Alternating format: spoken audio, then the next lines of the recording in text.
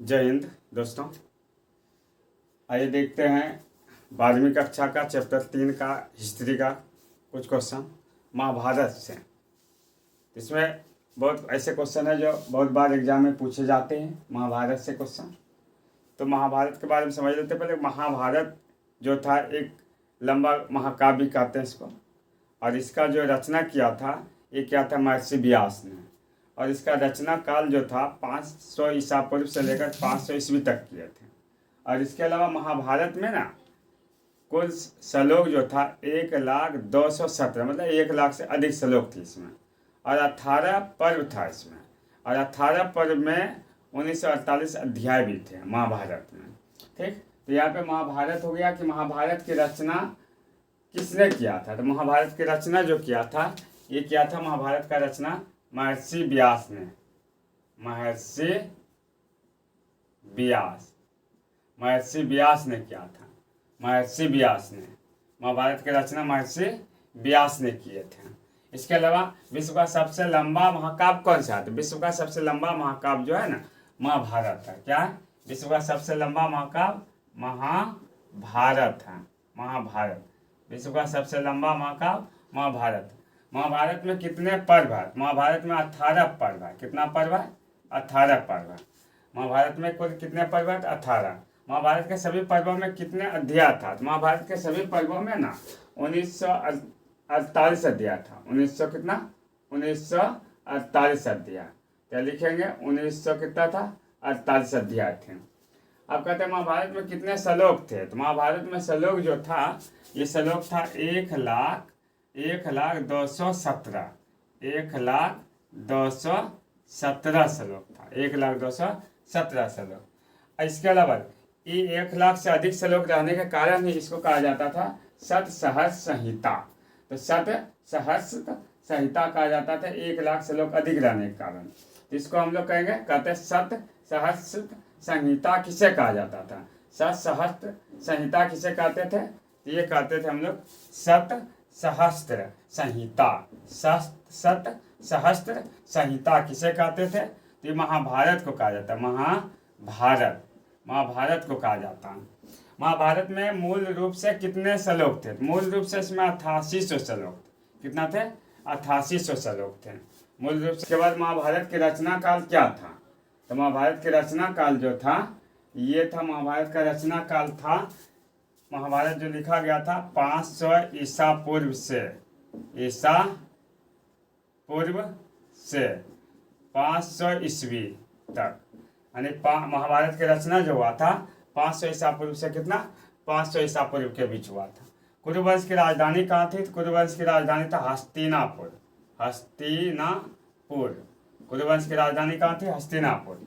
अब इसको समझ लेते हैं कुरुवंश की राजधानी हस्तिनापुर जो था इसके बारे में। तो कुरुवंश की राजधानी हस्तिनापुर था, और हस्तिनापुर का राजा था संतानु। कौन थे? संतानु। और संतानु का एक पुत्र था देवव्रत। कौन थे? देवव्रत। संतानु का एक पुत्र था देवव्रत।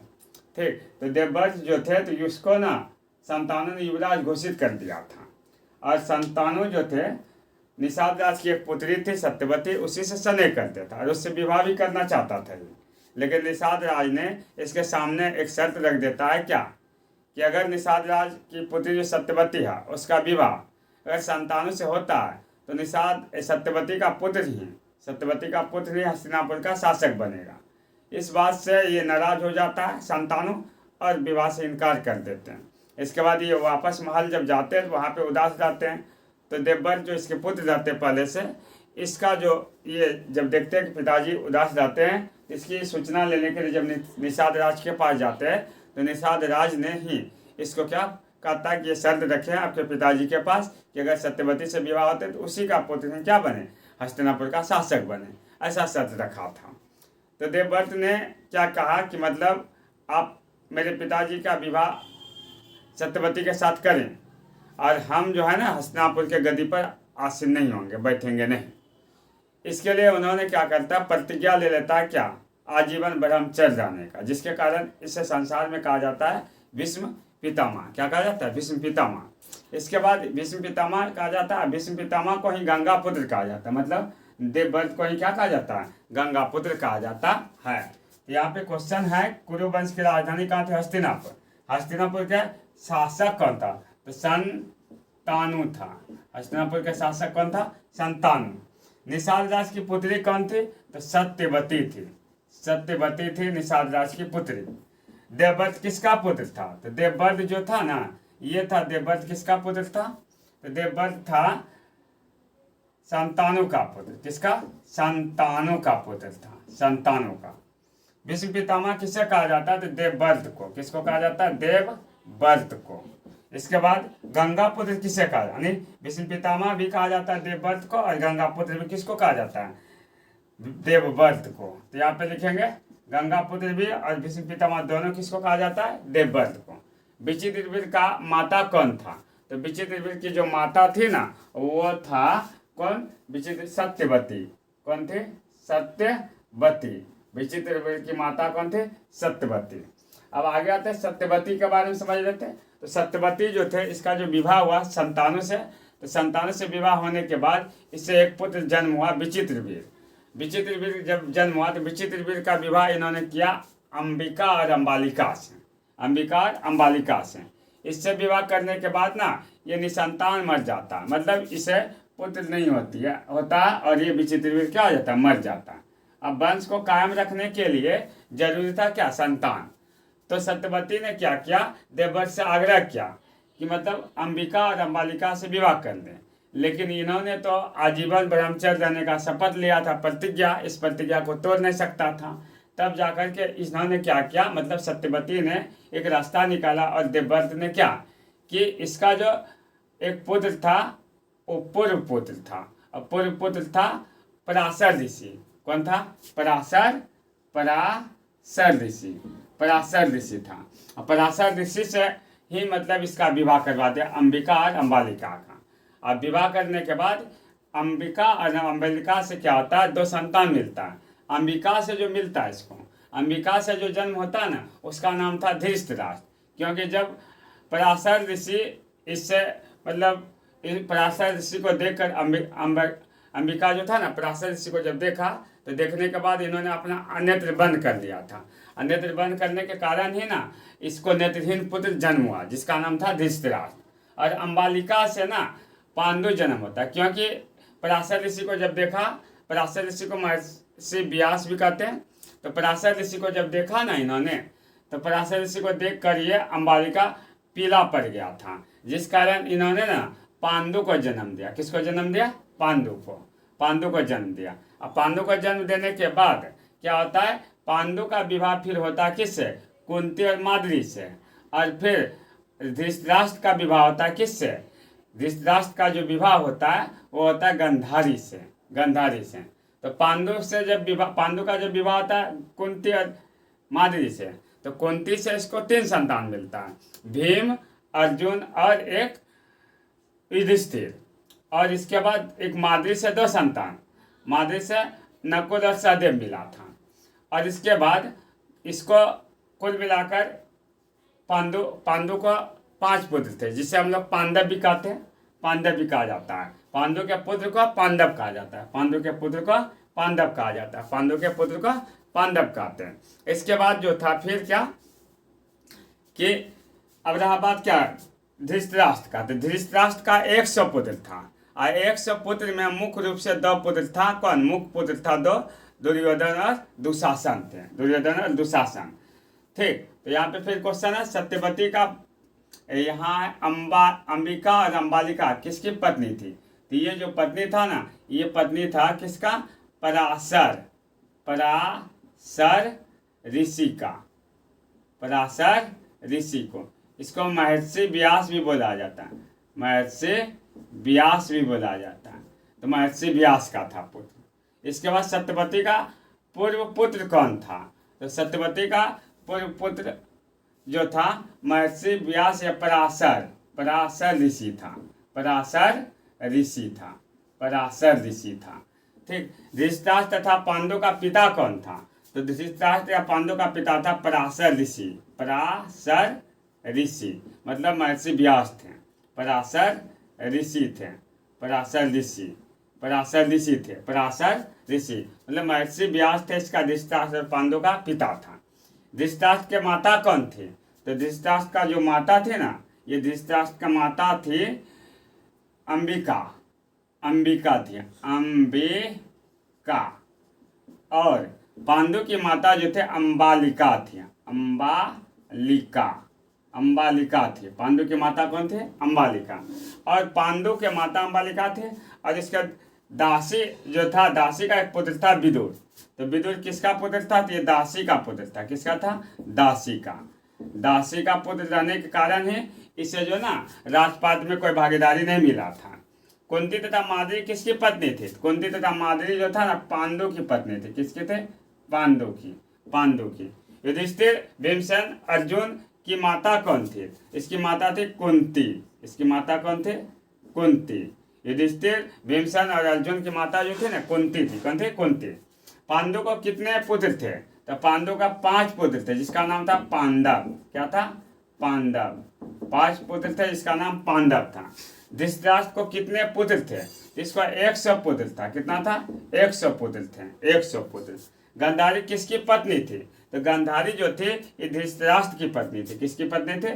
धृतराष्ट्र की। जो आंख में पट्टी बांध कर जाता है महाभारत में, आंख में पट्टी लगाकर जो रहता है, मतलब ये भी अंधरा का, अंधरी का ही रूप मतलब बना के रहती है। ये वास्तविक रूप में अंधेरी रहती नहीं, बल्कि ये पति अंधा रहने के कारण ही ये भी अंधी का रोल करता है। इसके बाद ये हो जाता है गंधारी किसकी? गंधारी किसकी पत्नी थी? तो ये था धृतराष्ट्र की पत्नी। किसकी थे? धृतराष्ट्र की पत्नी। दुर्योधन तथा दुशासन किसका पुत्र था?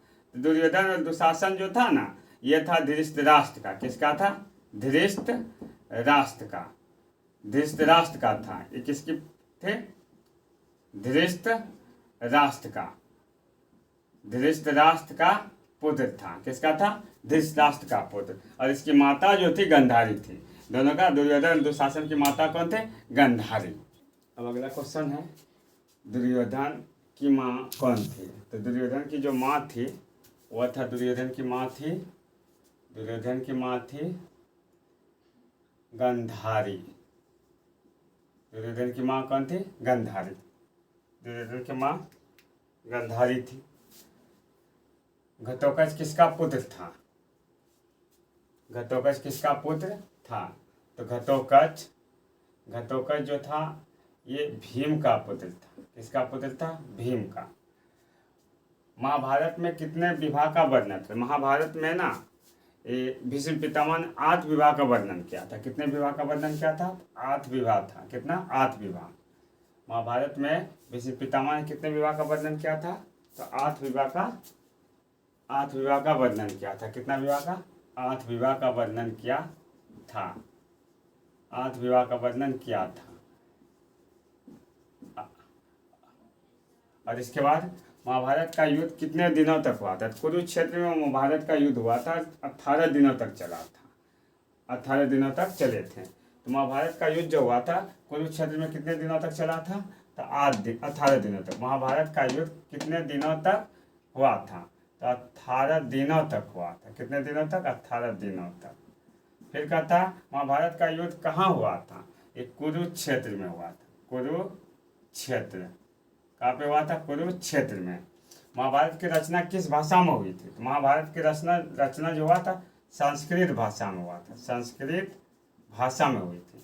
महाभारत की रचना किस भाषा में हुई थी? संस्कृत भाषा में।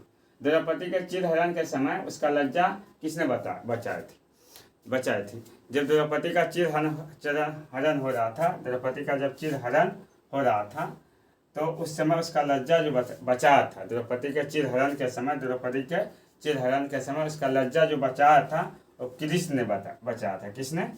कृष्ण भगवान ने इसका लज्जा बचाया था, कृष्ण ने। महाभारत में श्री कृष्ण ने किसका सहायता दिया था? पांडव का सहायता दिया था महाभारत में श्री कृष्ण ने। महाभारत में श्री कृष्ण ने किसका? पांडव का सहायता दिया था। श्री कृष्ण के भाई कौन थे? इसका भाई था बलराम। बलराम था इसका भाई। श्री कृष्ण के भाई कौन थे? बलराम। एकलव्य के गुरु कौन थे? तो एकलव्य का गुरु थे द्रोणाचार्य, और द्रोणाचार्य के पास जो शिष्य थे उनमें से सबसे ज़्यादा धनुर्धर था एकलव्य। लेकिन द्रोणाचार्य ने ना पांडु से मतलब प्रतिज्ञा लिया था कि आपका पुत्र को ही संसार में सबसे अधिक धनुर्धर बनाएंगे। मतलब धनुर्धर में सबसे ज़्यादा धनुषबाणों में तेज किसको बनाया जाएगा? उस पांडु का पुत्र था अर्जुन उसके पास। तो इसने प्रतिज्ञा जो दिया था, वचन जो दिया था, इस वचन के तहत क्या क्या एकलव्य बहुत ज़्यादा अच्छा था इसके पास सभी शिष्यों में, लेकिन इसको ना बना करके द्रोणाचार्य ने अर्जुन को क्या करता है, सभी शिष्यों में अधिक धनुर्धर घोषित करता है।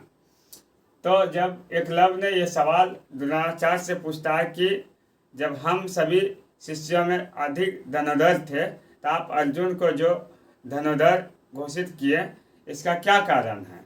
तो एक द्रोणाचार्य ने इससे क्या किया, बोला कि अर्जुन जो है गुरु दक्षिणा दे चुके, लेकिन तुम जो है अभी गुरु दक्षिणा नहीं दिया है, इसलिए अगर तुम गुरु दक्षिणा दे दिया तो संसार में तुम ज़्यादा धनुर्धर हो जाएगा, ऐसा कहा।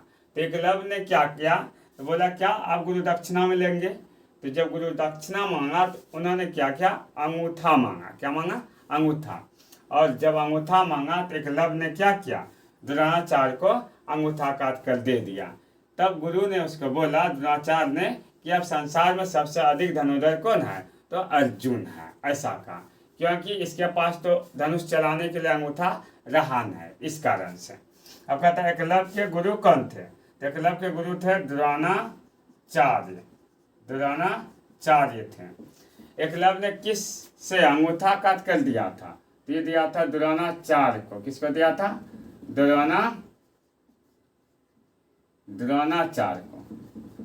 तो द्रोणाचार्य को दिया था इसने, यह लिख सकते हैं द्रोणाचार्य। कौन थे? इसका गुरु द्रोणाचार्य थे।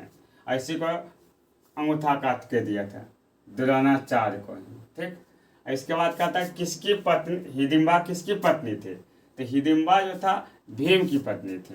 कैसे? तो जब एक बार भीम और पांचों भाई पांडव, इसकी माता कुंती जब वनवास में रहती है, तो वनवास में क्या होता है कि एक रात का बात है कि 4-5 भाई में 4 भाई सोया हुआ था और उसकी माँ कुंती, और भीम जो था उसका पहरा दे रहा था। वहीं एक राक्षस आ पहुँचता है जिसका नाम हिडिम रहा था, और हिडिम ने क्या करता है, हिडिम्बा को क्या करता है, भीम को मतलब पकड़ के लाने के लिए भेजते हैं, लेकिन भीम का रूप आकार देख करके हिडिम्बा के मन में क्या आ जाता है, स्नेह, और ये इससे विवाह करने के लिए मतलब राजी हो जाते हैं। इस कारण से क्या होते हैं कि ये दोनों में नोक झोंक होने लगते हैं, हिडिम्बा और भीम में। और जब हिडिम्बा और भीम में नोक झोंक होने लगता है तो उसी दौरान बीच में हिडिम आ जाता है, उसका भाई, हिडिम्बा का भाई कौन था, हिडिम, वो आ जाता है, और भीम ने क्या करता है, हिडिम को मार देता है। तब जाकर के इसी बीच क्या हो जाता है, कुंती और चारों भाई पांडव 5 भाई में से 4 भाई सोया था, वो चारों जग जाते हैं, और जग करके क्या करते हैं, फिर जब देखते हैं तो हिडिम्बा ने मतलब क्या करते हैं कि कुंती से आग्रह करती है, आग्रह कि हम इससे विवाह करेंगे। तब जाकर करके वहीं पे कुंती ने इसको क्या करते, जंगल में वनवास में ही क्या करते, इसको गंधर्व विवाह करा देता है इसके साथ। कौन सा विवाह करा देता है, गंधर्व। तो यहाँ पे हिडिम्बा किसकी पत्नी थी, तो हिडिम्बा किसकी पत्नी थी, हिडिम्बा था भीम की पत्नी। किसकी पत्नी थी, भीम की पत्नी। हिडिम्बा ने भीम से कौन सा विवाह किया था, हिडिम्बा ने भीम से जो विवाह किया था वो गंधर्व विवाह था। कौन विवाह था, गंधर्व विवाह, गंधर्व विवाह किया था, गंधर्व विवाह किया था। हिडिम्बा का भाई कौन था, हिडिम्बा का भाई था हिडिम्बा का भाई था हिडिम। घटोत्कच की माता कौन थी, घटोत्कच की माता थे हिडिम्बा थी, घटोत्कच की माता हिडिम्बा थी। अभिमन्यु किसका पुत्र था, अभिमन्यु जो था ना अर्जुन का पुत्र था, अर्जुन का पुत्र था। किसका पुत्र था, अर्जुन का। अभिमन्यु का वध किसने किया था, जब ये महाभारत युद्ध में थे, अभिमन्यु चक्रव्यूह में जब फंसे हुए थे, तो इसका वध जो उस समय किया था, इसका वध किया था दुशासन का पुत्र था उसी ने। तो दुशासन के पुत्र ने किया था इसका वध, दुशासन के पुत्र ने किया था इसका वध। महाभारत का प्रथम अंग्रेजी अनुवाद किसने किया था? तो महाभारत का 3 अंग्रेजी अनुवाद हुआ था, लेकिन उनमें से पहले किया था मोहन गांगुली ने। मोहन गांगुली ने किया था। महाभारत में यदि कांड है तो, रामायण में यदि कांड है तो महाभारत में क्या? रामायण में यदि कांड है तो महाभारत में क्या है? महाभारत में क्या है? तो महाभारत में पर्व मिलता है। महाभारत में क्या मिलता है? पर्व। यानी अगर रामायण में कांड है तो महाभारत में क्या था? पर्व था। महाभारत में पर्व थे। रामायण में अगर कांड थे तो महाभारत में क्या थे? पर्व। द्रौपदी जो थी किसकी पत्नी थी? द्रौपदी जो थी किसकी पत्नी थी? ये पांडव की पत्नी थी। पांडव की पत्नी थी। किसकी पत्नी थी? पांडव की। और कहता द्रौपदी किसकी पुत्री थी? तो द्रौपदी जो पुत्री थी ये पंचाल नरेश की पुत्री थी। पंचाल नरेश की पुत्री थी।